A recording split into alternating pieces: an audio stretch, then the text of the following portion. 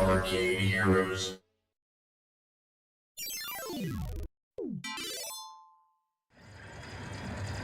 Greetings, it's Adam with ArcadeHeroes.com, and while I've already talked about Asteroids Recharge by Alan-1, there was another game at their booth that I've covered before, but this was a new version. As you can kind of see here, the cabinet has a totally new look with really, really nice art. Like, this is something you want to see in person, as how nice it is.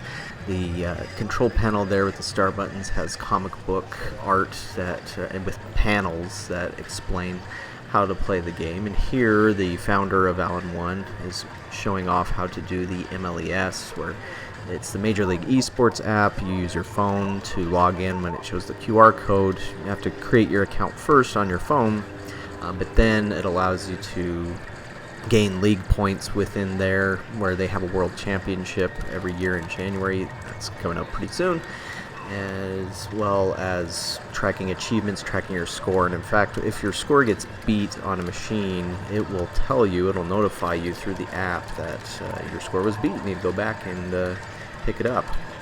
But fortunately, the two co-founders of Alan-1, James Anderson and Luke Anderson, his son, are showing us how the game works in a higher difficulty mode. They picked Expert there as opposed to one of the beginner modes. You get to see a lot more that's going on compared to what I've often recorded is just like the beginning of the game, and so it's always good to see a little bit more that's going on than what you might be accustomed to, or seeing scenes that we might otherwise not witness.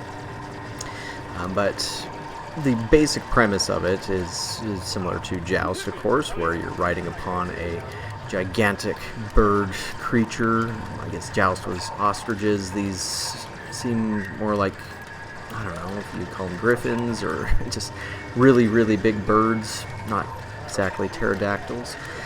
But in this, you also have weapons, as opposed to just trying to hit your opponents from higher perch, which you can still do, but this game is much more focused on the weapons gameplay, and at least from what I've learned, that the more that you do, the better you get at wielding those weapons, the better you're going to do at getting further in the game than if you were to play it just like Joust. And there are some other things too, like when you get knocked off of your bird, it turns into an egg, but you can still control your bird to go and re-grab it, or if it hatches into a knight, you can also control the knight.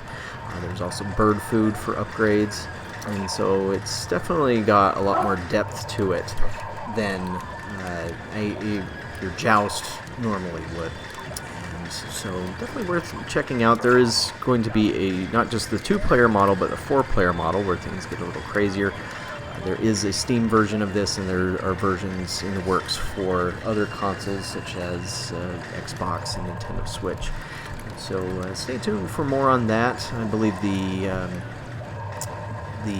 release of this in arcades is coming in March, and so stay tuned for more news on that and possible other changes or additional polish to the gameplay. We'll see about that, but I'll let you keep watching it from here for a few more minutes without my commentary. Thank you for watching, and we'll catch you on the next video.